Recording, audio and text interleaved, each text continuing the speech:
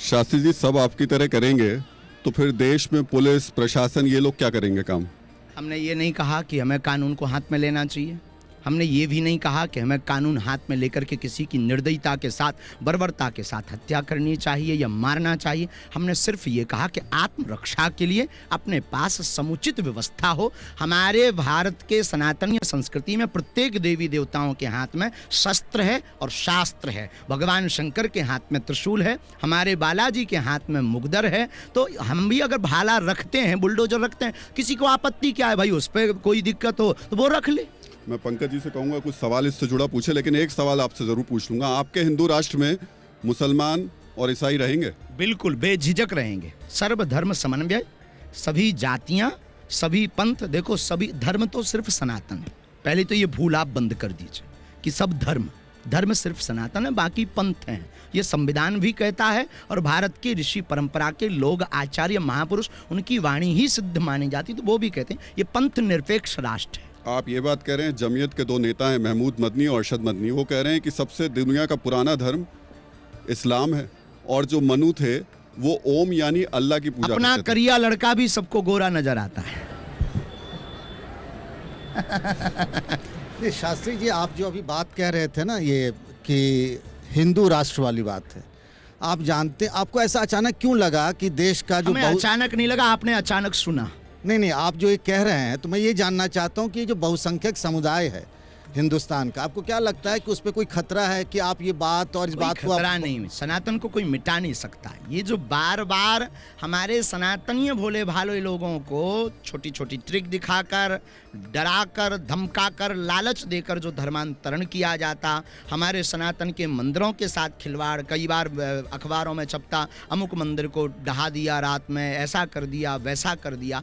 इन सबको लेकर के हमारे मन में एक सनातनी होने के नाते पीड़ा है। अब वो आज की नहीं है, सुना आपने आज है, हमें बचपन काल से पीड़ा है। पर ये तो हिंदू समाज में कुछ ऐसी गड़बड़ियां होंगी इसकी वजह से ना, कि सनातन धर्म जरूरी नहीं सनातनी करे।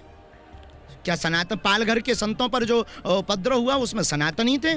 क्या अक्षरधाम में 40 हिंदू मारे गए, उसमें क्या सनातनी थे? मुंबई में जो उपद्रव किया, क्या उसमें सनातनी थे? राम जी का मंदिर है, राम जी के मंदिर में कार्य करने वाले कार्य सेवकों के ऊपर उपद्रव करके वहां पर राम जी के मंदिर का छिन्न भिन्न करके मस्जिद बनाना, क्या ये सनातनी हिंदू थे? आप एक धार्मिक, देखिए, ध्यान दीजिए, ये देश बाबर का नहीं है, ये देश रघुवर का है। पर ये आप एक धर्म गुरु हैं और देश जो है वो कानून से चलता है, संविधान से चलता है। कानून हाथ में लिया। नहीं, मेरा सवाल तो सुन लीजिए। ये हिंदू राष्ट्र बनाने की बात तो संसद का काम है ना, कि वो कानून बनाएगा, आप तो नहीं बनाएंगे। हम सनातनी, तो हम क्या अपने ईश्वर से प्रार्थना नहीं कर सकते?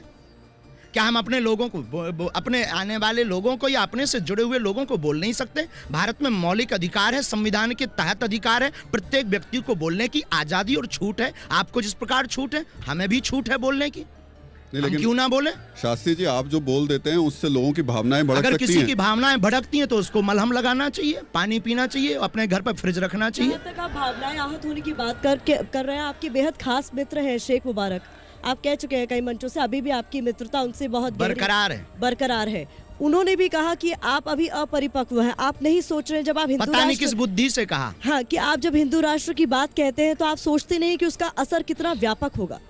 बहुत व्यापक होना चाहिए, सोचना क्या है? इसीलिए तो कह रहे हैं कि भारत हिंदू राष्ट्र बने। उनके घर वापसी क्यों नहीं करा पाए आप जी? उनके घर वापसी क्यों नहीं करा पाए? हम किसी के ऊपर जोर जबरदस्ती नहीं करते हैं। हम सनातन धर्मी, हम स्वागत भर करते हैं। हमारे यहाँ पर आए हुए को शरण है। जबरदस्ती या किसी के ऊपर प्रेशर देना हमारे धर्म ने नहीं सिखाया, क्योंकि हम वसुदेव कुटुंबकम की चर्चा करते हैं। कोई आ जाए तो कोई दिक्कत नहीं हो, आपकी नजर में कोई हो तो लेकर आइए।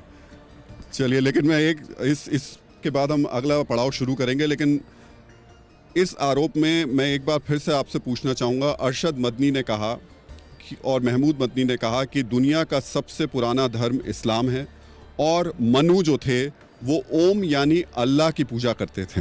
एक चीज और जोड़ देता हूँ इसमें कि उन्होंने कहा कि उन्होंने जब ओम स्वीकार कर लिया तो इससे ये सिद्ध हो गया कि उनके पूर्वज भी सनातनी थे।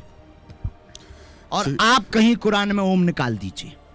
नहीं, उनका कहना है कि ओम और वही बात, अगर ओम कुरान में हो तो बताइए।